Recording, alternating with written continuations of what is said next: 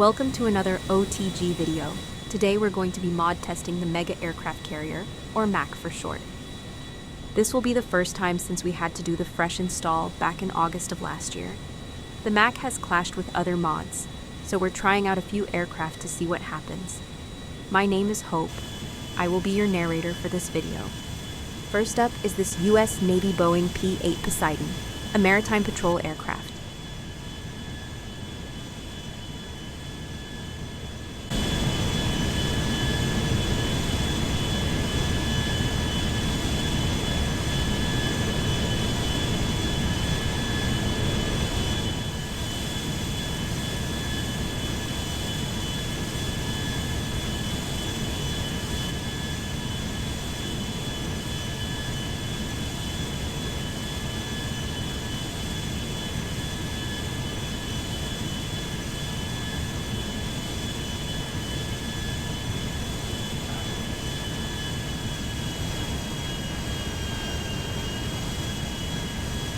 A little bunny hop, operator error, and the nose wheel dug itself into the surface of the runway, a glitch that we encountered before.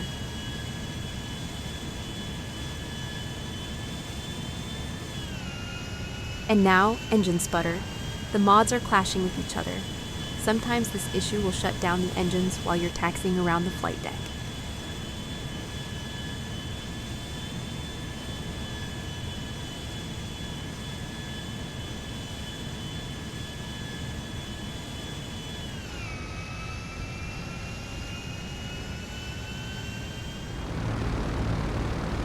Next up is the C-130J Hercules. Let's see where this takes us.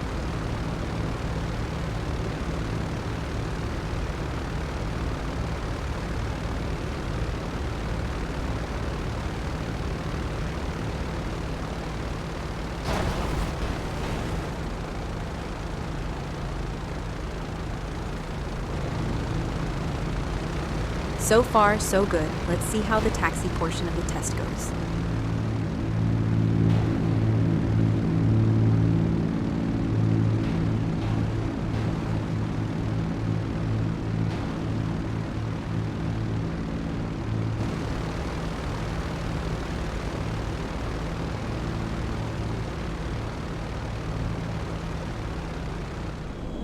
Next is this Boeing 777X. This aircraft in real life is still undergoing flight testing and is slated to begin flying passengers in 2026. The 777X is the world's largest twin-engine passenger jet ever made. First flight was in January 25, 2020. As of this video, approximately 503 orders have already been placed for both the passenger and freight-configured airframes of the 777X. The wingtips fold up like a Navy carrier aircraft to allow the plane to fit into existing terminal gates.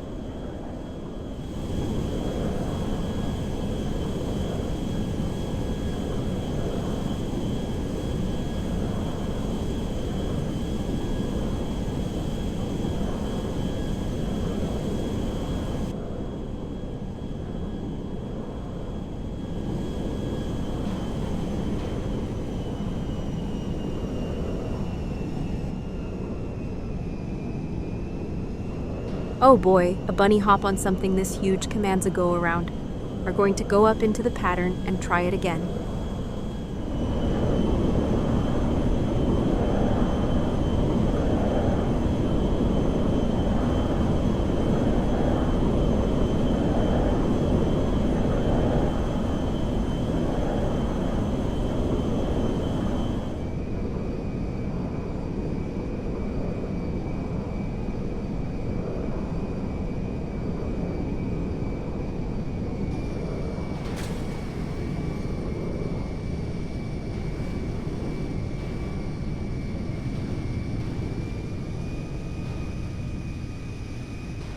This was a beast to bring aboard.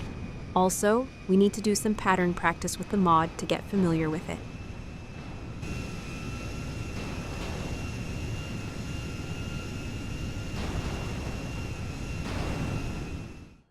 This is the 133rd's flight surgeon, U.S. Navy Lieutenant Commander Carol Walker. If you know anything about flight surgeons, you know they are winged but not actually pilots. They are certified physicians that specialized in medical aviation physiology. Carol is an exception, being a full-fledged naval aviator, an Air Force brat. Her dad flew F-15 Eagles and F-16s at an American base in Germany. Carol earned a medical degree there and started her internship in the United States after graduating. In the US, you have to have a 4-year bachelor's before medical school. In Europe, you do not. While being an intern, she became discouraged by the Prophet's First Patient's second healthcare system and decided to follow in her dad's footsteps to fly for the US military. Instead of the Air Force, she joined the US Navy through the AOCS program and was selected to fly strike fighters in flight school. After 2 carrier deployments, a senior flight surgeon convinced Carol to finish her residency and take the needed aviation physiology courses through the Navy's HPSP program. Her primary specialty before that was family medicine. Being a naval aviator gave her an edge from the other flight surgeons because she is an actual pilot. Regular flight surgeons go through a flight crew syllabus, survival training, ejection seat training, centrifuge, and other aviation requirements before earning their wings. They have to fly with the squadron at least 4 times a month to keep current. A flight surgeon is basically the squadron's doctor. They maintain the pilot's and crew medical records, perform physical exams, prescribe medicine, advance life support treatment, and make referrals, among other things. They can medically ground a pilot or aircrew member after a diagnosis from flying in the name of safety, and reinstate them later after they get better. Carol's situation is unique. She's definitely an outlier. This FA-18E is painted in the Top Gun Maverick movie livery. It's done up for an aviation enthusiast convention on San Andreas last year. As soon as it starts to wear, the livery will be removed.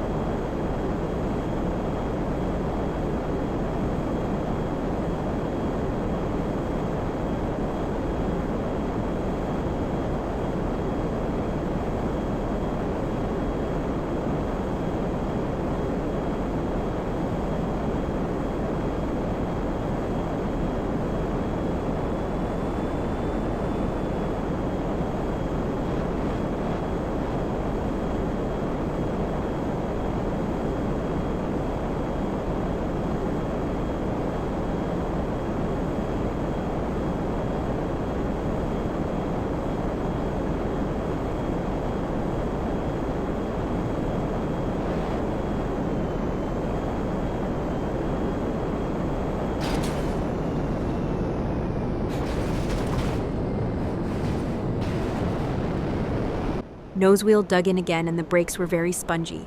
Another mod clash. If you noticed Carol reaching, touching the dash, that's because she was restarting the engine. The clash shut it off. Lucky for us, we had enough speed left over to go around.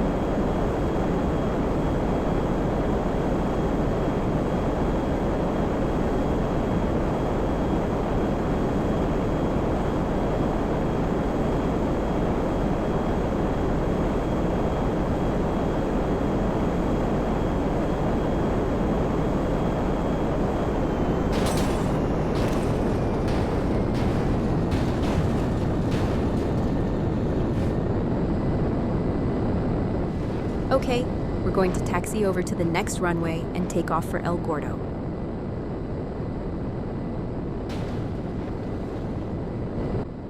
The bangs you're hearing are clashes.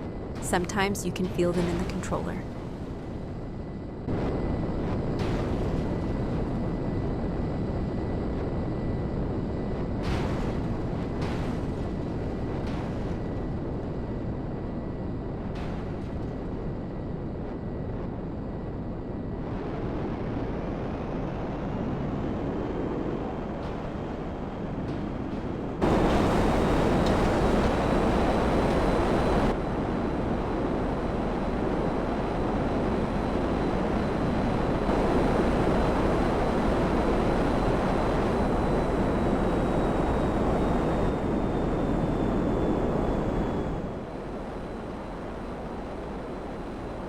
We're going to land at outlying landing field El Gordo.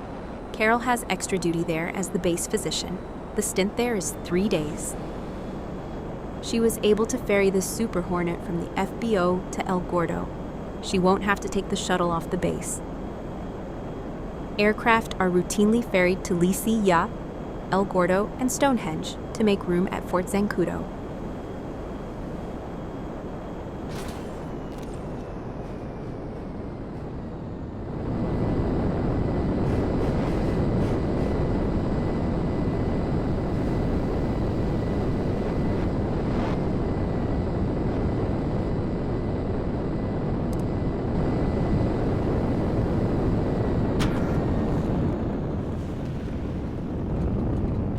That's it for today. See you next time.